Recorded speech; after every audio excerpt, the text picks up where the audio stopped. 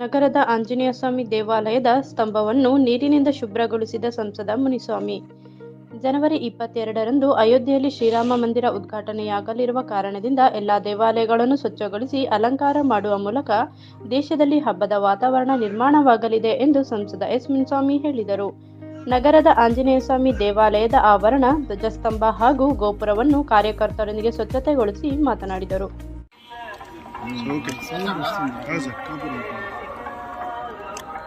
ಇಡೀ ಪ್ರಪಂಚನೇ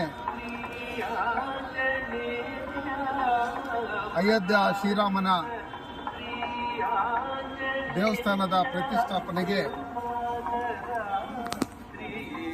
ನೂರಾರು ವರ್ಷಗಳು ಕಾಯ್ತಾ ಇದ್ದಂಥ ಅಮೃತಗಳಿಗೆ ನಮಗೀಗ ಕೂಡಿ ಬರ್ತಾ ಇದೆ. 22ನೇ ತಾರೀಕೇನು ಅಯೋಧ್ಯೆಯಲ್ಲಿ ಶ್ರೀರಾಮಚಂದ್ರನ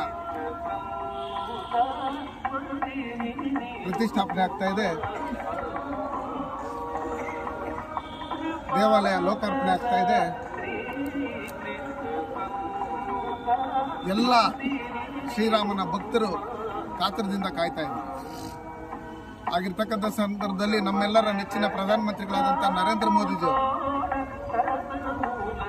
ದೇಶದಲ್ಲಿರ್ತಕ್ಕಂಥ ಪ್ರತಿ ದೇವಸ್ಥಾನಗಳನ್ನು ಸ್ವಚ್ಛತೆ ಮಾಡಿ ಅಲ್ಲಿ ಸುಣ್ಣ ಬಣ್ಣ ಹೊಡೆಯೋದ್ರ ಮುಖಾಂತರ ಯಾವ ರೀತಿ ನಾವು ಹಬ್ಬ ಆಚರಿಸ್ತೀರೋ ಅದೇ ರೀತಿಯಲ್ಲಿ 22ನೇ ತಾರೀಕು ಶ್ರೀರಾಮಚಂದ್ರನ ಏನು ದೇವಸ್ಥಾನ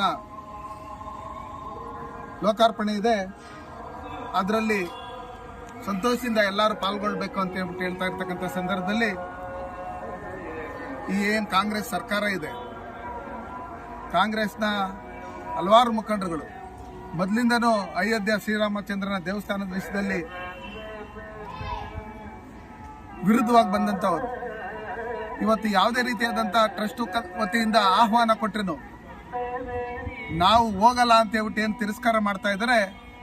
ಅದಕ್ಕೋಸ್ಕರನೇ ದೇಶದ ಜನತೆ ನಮ್ಮ ಶ್ರೀರಾಮನ ಭಕ್ತರು ಅವ್ರನ್ನ ದೇಶದಲ್ಲಿ ತಿರಸ್ಕಾರ ಮಾಡಿರ್ತಕ್ಕಂಥ.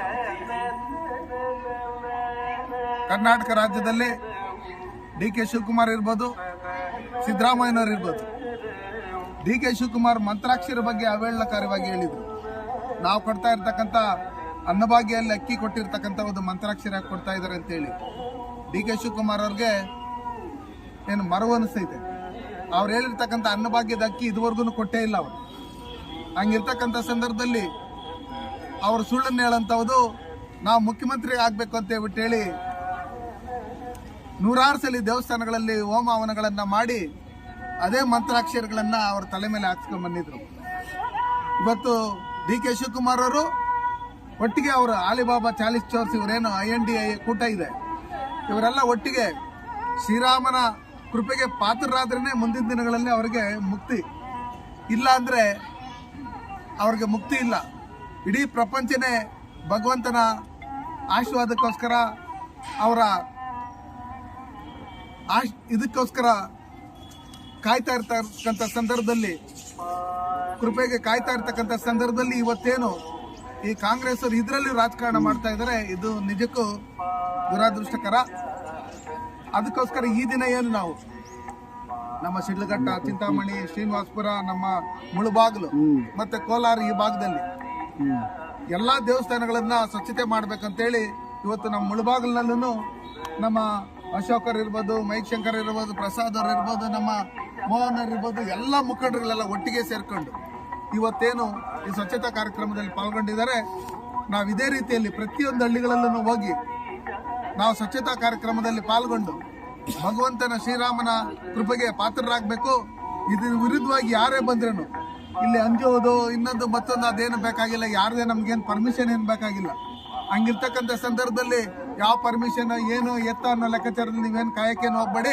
ಈ ಕಾಂಗ್ರೆಸ್ ಸರ್ಕಾರನೇ ಹಿಂದೂ ಧರ್ಮದ ವಿರುದ್ಧವಾಗಿರ್ತಕ್ಕಂಥದ್ದು ಮತ್ತೆ ಶ್ರೀರಾಮನ ವಿರುದ್ಧವಾಗಿರ್ತಕ್ಕಂಥದ್ದು.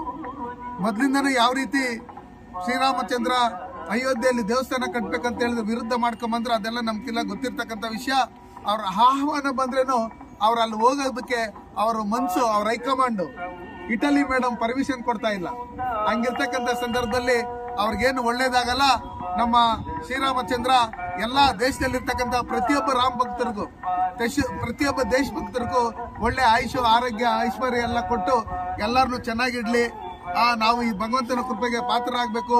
ಎಲ್ಲ ಕಡೆ ನಾವು ಪ್ರತಿಯೊಂದು ದೇವಸ್ಥಾನಗಳನ್ನು ಸ್ವಚ್ಛತೆ ಮಾಡೋದ್ರ ಮುಖಾಂತರ ನಾವು ಭಗವಂತನ ಕೃಪೆಗೆ ಪಾತ್ರ ಆಗ್ಬೇಕಂತ ಹೇಳಿ ಈ ಮೂಲಕ ಹೇಳಕ್ಕೆ ಮಕರ ಸಂಕ್ರಾಂತಿ ಈ ದೇಶದಾದ್ಯಂತ ಸ್ವಚ್ಛತೆ ಕಾರ್ಯಕ್ರಮವನ್ನ ಹಮ್ಮಿಕೊಂಡು ನಾಳೆ ಸಂಕ್ರಾಂತಿ ಹಬ್ಬ ಬರ್ತಾ ಇದೆ.